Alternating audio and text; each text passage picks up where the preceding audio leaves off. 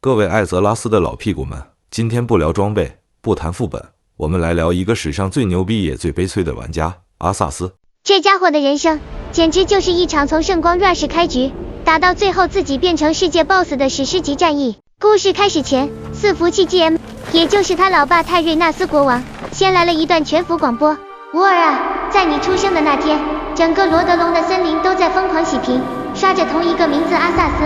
听听这出场牌面，标准的高富帅玩家，一出生就是人类主城罗德隆的王子。这账号底子金光闪闪，一看就是版本之子。别人在新手村还在为了一把白装小破剑打野猪，阿萨斯已经全身传家宝，天赋点满了，还拥有颜值、魅力和皇室血统。他的童年任务线也挺简单的，主要有2个 NPC 陪练。第一个是个叫珍娜普劳德摩尔的妹子，这妹子是隔壁达拉然伺服器来的法师，天赋异禀，算是个亲女儿职业。两人从小青梅竹马，整天在主城花园里乱晃，做一些两小无猜的日常任务，顺便刷刷彼此的声望。这段时间，阿萨斯的日志大概就是今天和珍娜一起读书，达拉然声望加10，今天帮珍娜赶走了几只烦人的蜜蜂，联盟声望加5，很和平。第二个 NPC 就牛逼了，光明使者乌瑟尔，圣骑士的职业大导师，等于是整个圣光公会的会长。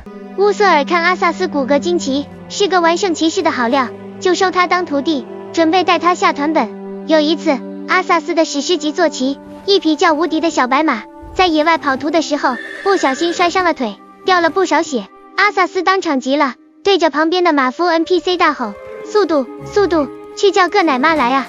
大驱伞、圣疗术全给我交了。乌瑟尔刚好路过，摇了摇头，说：王子殿下，冷静点，玩 T 的不能这么毛躁，圣光之道不是让你拿来插队的。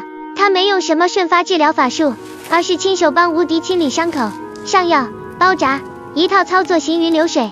然后对阿萨斯说：看，有时候真正的治疗需要的是耐心和关怀，这叫怜悯，是你 T 天赋里最重要的一个技能点，忘了点，以后要灭团的。阿萨斯似懂非懂，但他确实感觉到圣光不只是布灵布灵布灵的金色闪光，更是一种温暖的力量。这算是他人生中第一个重要的教学任务，奖励是乌瑟尔的好感度加50和一个叫怜悯之心的蓝色被动 buff。 时间快转，阿萨斯终于满级，到了就职圣骑士的日子。在圣光大教堂，他穿上了一整套 T0 套装勇气，在老爸、珍娜和乌瑟尔的注视下，他拿起了战锤，宣誓守护人民。那一刻，他就是整个罗德隆最亮的灯泡，一个前途无量的防护旗，准备带领团队迎接任何挑战。音乐风格突变，诡异，充满亡灵气息的音乐好啦。和平的新手村时光结束了，接下来游戏进入了新的资料片，天谴军团的入侵。整个罗德隆北部突然开始闹瘟疫，中毒的村民 NPC 死掉后会原地复活成没脑子的食尸鬼，见人就咬。这下阿萨斯可来劲了，作为一个刚毕业的圣骑士，这不就是送上门的经验包吗？他立刻组上珍娜，主动请缨去清这波野外精英怪。一开始还挺顺利的，两人一个神圣风暴 A 怪，一个暴风雪控长，刷得不亦乐乎。但很快阿萨斯就发现不对劲，这些怪不仅杀不完，还越来越多。他查了任务日志，发现这一切的幕后黑手是一个叫马尔加尼斯的恐惧魔王。这下好了，阿萨斯直接上头了，他把之前乌瑟尔叫的什么怜悯、耐心全丢到了脑后，天赋直接从防护切换成了惩戒。他脑子里只剩下一件事，找到马尔萨比，然后把他的头盖骨当球踢。他开始变得偏执、急躁，拉怪的时候也不管3721，火车头一样往前冲。珍娜在后面奶得气喘吁吁，好几次差点就灭团了。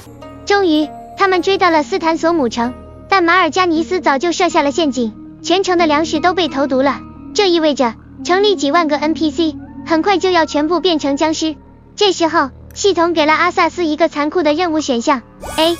想办法疏散群众，但天谴军团将获得一支大军。 B. 为了阻止天谴军团，立刻净化整座城市，杀光所有即将转化的市民。珍娜和乌瑟尔都觉得选项 B 太疯狂了，这跟反派有什么区别？乌瑟尔当场就说：你不能这么做，阿萨斯，我们是圣骑士，不是屠夫。阿萨斯红着眼睛看着这两个不支持他决定的队友，冷冷地说：那就当我是在保卫国家。然后他解除了乌瑟尔的兵权，宣布所有不愿意服从命令的人都是叛徒。乌瑟尔和珍娜心都碎了，直接退出了队伍。工会频道里大概是这样的：光明使者乌瑟尔已退出团队，大法师珍娜普劳德摩尔已退出团队。阿萨斯这个曾经的光辉王子，第一次选择了孤身一人，走进了那座注定要被火焰和哀嚎吞噬的城市。他亲手关上了城门，也关上了自己心中最后一丝通往光明的门。城里的惨叫成了他堕落之路的序曲。那一天，整个斯坦索姆被他一个人给灭团了。亲完了斯坦索姆，马尔加尼斯又在旁边嘲讽他：来啊，小老弟，来北列境找我玩啊！阿萨斯二话不说，直接组了一支远征队，开着船就往北列境冲。这家伙已经彻底杀红了眼，他现在的任务列表里只剩下一条血红色的主线任务：复仇。宰了马尔加尼斯。到了冰天雪地的北列境，他遇到了老朋友，教他武艺的矮人穆拉丁腾须。穆拉丁看他一脸杀气，就知道这小子不对劲。但阿萨斯哪听得进去劝，一门心思就想找一把能克制亡灵的神器。穆拉丁告诉他，附近的山洞里确实有一把传说中的符文魔剑，叫双之哀伤。但他也警告阿萨斯，那把剑被诅咒了。诅咒，在一个上头的玩家眼里，诅咒不就是加强版的附魔吗？阿萨斯兴冲冲地找到了那把插在冰块里的魔剑，剑的底座上清清楚楚地写着一行红字警告：此剑将吞噬你的灵魂。这就跟我们打副本看到地上的火圈一样明显。但阿萨斯是怎么做的？他直接无视了系统提示。穆拉丁在一旁大喊：快住手！阿萨斯，放下那把剑，你会毁了你自己。阿萨斯回头，眼神冰冷地说：为了我的人民，我愿意付出任何代价。说完，他一锤子敲碎了冰块，魔剑出鞘的瞬间，寒气四溢，一块冰片直接把穆拉丁炸飞，当场就又躺了一个。阿萨斯看都没看一眼，捡起了那把帅到掉渣的魔剑。在他握住剑柄的那一刻，他听到了巫妖王的低语，也献出了自己最后一丝灵魂。他终于拿到了他梦寐以求的力量，代价是他自己。他的人生副本从此进入了第二阶段，职业死亡骑士，阵营混乱邪恶。拿着双之哀伤的阿萨斯轻松地找到了马尔加尼斯，一剑就把他给办了。但他没有丝毫复仇的快感，因为他知道他现在的主人是赐予他这把剑的巫妖王。故事讲到这儿，你以为就够惨了吗？不，这只是开始。几个月后，罗德龙的钟声响起，全国人民都在庆祝王子的凯旋归来。阿萨斯身穿黑甲，缓缓走在洒满花瓣的红毯上，来到了王座厅。 My son. 他年迈的父亲泰瑞纳斯国王张开双臂，准备拥抱他心爱的儿子。吾儿，你终于回来了。阿萨斯单膝跪下，仿佛还是那个恭敬的王子。然后他站起身，双之哀伤出鞘，在老国王错愕的眼神中刺穿了他的心脏。王冠落地，整个王国的血条瞬间归零。罗德龙灭团了。